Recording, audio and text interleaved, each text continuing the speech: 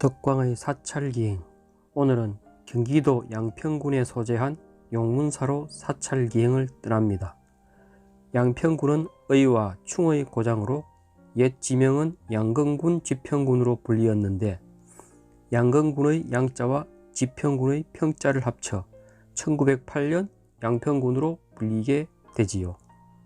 용문산으로 가는 길은 관광단지를 조성, 주변이 잘 정비되어 있고 주차 시설은 넉넉하며 주차료 3,000원에 입장권 2,500원을 내고 단지 내에 들어왔습니다. 용문사와 관련된 시인들의 시비가 많은 것이 이채롭습니다. 이곳에 들어오면 누구나 한 번쯤 시인이 되려나 봅니다.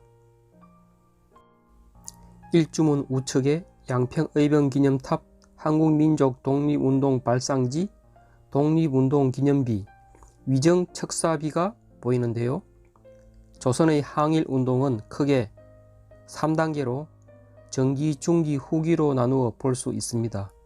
1895년 명성황후를 시해하고 을미개혁을 통한 단발령 실시로 양망유생, 화서학파 등이 주도한 의병으로 이를 의미의병이라 하며 의병활동의 단추가 되고 1905년 을사보호조약을 반대하는 의병활동을 의사의병활동이라 하며 후기 정미의병은 1907년 조직적인 항일의병 조직으로 기존의 양반유생의 의병활동이 아닌 평민과 해산된 군인들이 주도한 의병활동으로서 대표적인 인물이 신돌석 장군이며 양평의 의병활동 근거지는 용문사를 비롯 용문산 상원사, 산하사로 건덕수, 이연현, 조인환 등이 정미의병 당시 활약한 의병장입니다.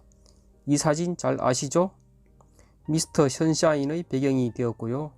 영국인 기자 맥킨지가 1907년에 찍은 사진으로 양평군은 이를 기리고자 양평의 날을 정하여 매년 기념 행사를 하고 있습니다.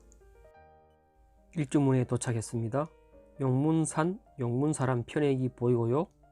대웅전까지는 1km 정도로 걸어서 약 20분 정도 소요됩니다. 계곡을 따라 흐르는 맑은 물에서 발을 담그고 피서를 즐기는 피서객이 보이는데요. 여름 피서를 즐기기엔 제격인 것 같습니다. 출렁다리를 통해 계곡을 건너가도록 해 두었군요. 한여름임에도 불구하고 차가운 기운이 느껴지는 숲속을 지나 철제로 되어 있어 조금은 아쉽지만 해탈교격인 다리를 건너 이제 부처님의 세계로 들어왔습니다. 사천왕문인데요. 부처님과 불법을 수호하는 호법신장으로 수미산 중턱에서 각각 동서남북을 관장하고 있지요. 동방 지국천왕, 남방 정장천왕, 서방 강목천왕, 북방 다문천왕입니다. 계단을 따라 올라가면 이제 너무나도 유명한 용문사 은행나무가 나옵니다. 용문사 은행나무는 천년기념물 제30호로서 세종 때 정상품 이상의 벼슬인 당상직첩을 하사받았다 합니다.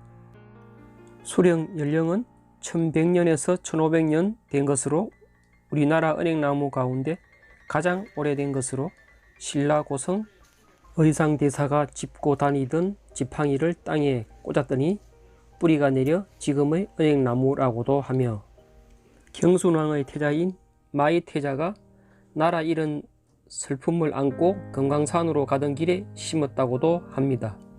아무튼 중요한 명소답게 이곳에서 기념사진을 찍는 관광객이 많았었는데요. 은행나무 주위로 소원지가 달려 있어 소원지를 한번 읽어보았습니다. 우리 가족 모두 오래오래 행복하게 건강하게 해주세요. 한편 은행나무 인근에는 용문사의 역사가 기록되어 있는데요. 신라 신덕왕 2년 913년 대경대사가 창건했다고 하죠. 일설로는 경순왕이 친히 행차하여 창건을 했다고도 합니다.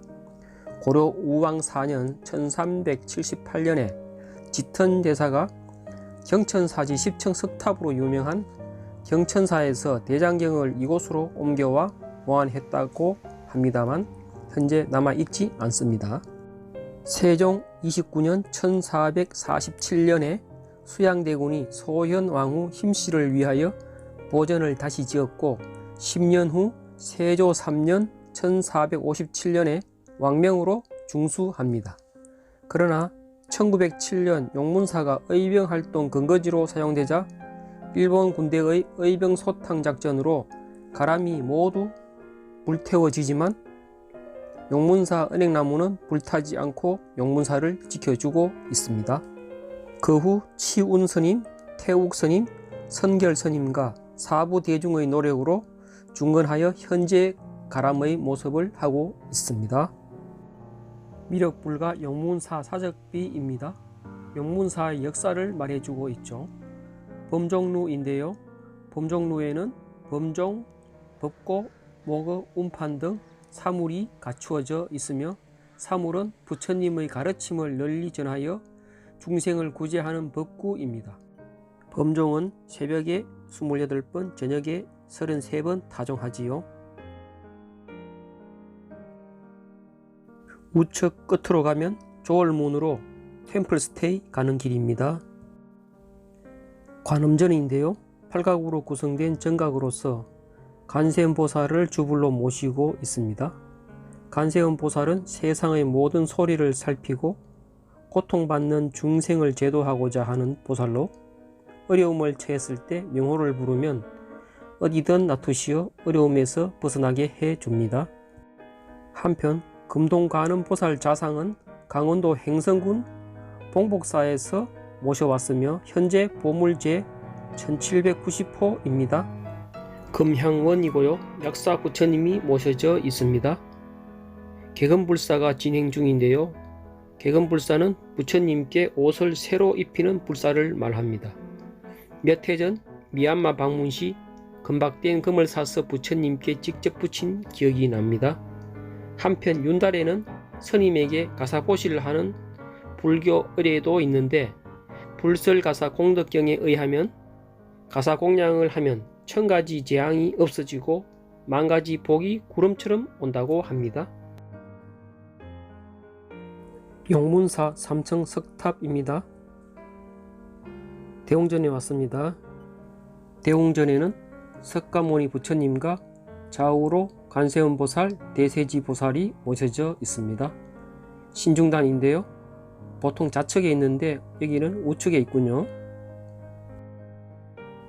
석조 약사 열애불입니다. 지장전이고요. 지장전은 영간님의 극락왕생을 기원하며 지옥 중생을 구제하기 위해 지장보살님을 주불로 모시고 협시로 도명존자 무독기왕이 모셔져 있습니다. 후불탱하로 시왕님이 모셔져 있는데 사자가 죽은 후 다음 생은 어디로 갈지 심판하는 곳으로 첫 번째 맞이하는 시왕님이 진강대왕님이시고요. 다음 자로부터 세 번째 송제대왕, 다섯 번째 염라대왕, 일곱 번째 태산대왕, 아홉 번째 토시대왕이고요. 우측으로 두 번째 초강대왕, 여섯 번째 변성대왕, 여덟 번째 평등대왕, 열 번째 오도전융대왕입니다. 매 7일마다 일곱 번째 제사를 지내는 것이 49제요. 100일째 제사는 평등대왕이 관장하며 소상 때에는 도시대왕이, 대상 때에는 오도전륜대왕이 명부를 관장합니다. 미소전입니다. 미소전은 나한전이라고 보면 되겠고요. 현판은 정수님의 글씨입니다. 미소전에는 석가모니 부처님과 좌우로 가섭존자, 안한존자가 협시로 있습니다. 16나한 및 500나한이 봉안되어 있고요. 나한은 아라한의 준말로 최고의 깨달음을 얻은 성자를 말하며 나한은 해학적인 모습을 하고 있어 보는 이로 하여금 입가에 미소를 절로 나게 하지요. 그럼 왜 미소전일까요? 여기 삼소라고 적혀 있는데 그 첫째가 부처님의 자비의 미소, 두 번째가 마하가섭의 염하미소, 세 번째가 미소전에 기도하는 모든 이의 미소라고 합니다. 미소전 위에는 살령각과 칠성각이 있는데요.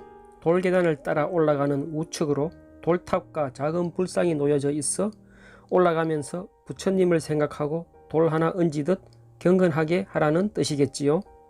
삼성각인데요. 보통 칠성, 독성, 산신을 함께 모시고 있지만 용문사는 칠성과 산신을 따로 모시고 있습니다.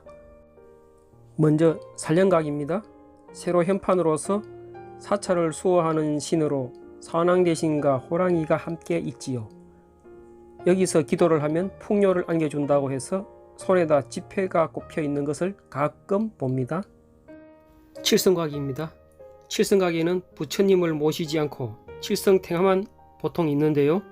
사찰에 따라서 칠성각에도 칠성각 열애를 모시기도 하는데 지난 백양사 편에서 칠성각에도 칠성각 열애가 모셔져 있었지요.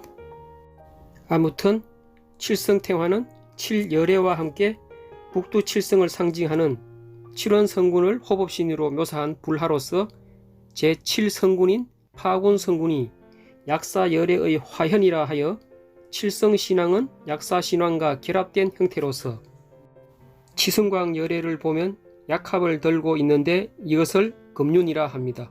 그래서 칠성각을 북극보전이나 금륜각으로 달리 부르기도 하죠. 용문사 칠성탱화는 치성광 열애와 자후 협시보살로 일강보살, 월강보살이 있는데요. 일강보살은 해를, 월강보살은 달을 상징합니다. 이제 마지막 보물을 찾으러 갑니다. 관음점 뒤로 산길을 따라 가다 보면 부도전이 나오고요. 조금 더 올라가면 정지국사탑과 탑비가 있습니다. 정지국사탑은 고려 후기 성녀로 공민왕 2년 1353년 무학대사와 함께 원나라 유학하여 지공선사 나홍선사의 제자인 지천대사로 그의 사리를 모신 탑으로 조선 태조 4년 이성계가 정지국사 시호를 내립니다. 보물 제531호이고요. 정지국사 탑비가 세워진 곳으로 내려갑니다. 정지국사 탑비입니다. 탑비는 그의 행적과 업적을 기록한 비로서 조선 태조 7년에 세워졌으며 원래 부도에서 20m 아래 자연석 위에 세워진 것이 뽑혀 절 안에 보관한 것을 1970년경 현 위치에 세웠다 합니다.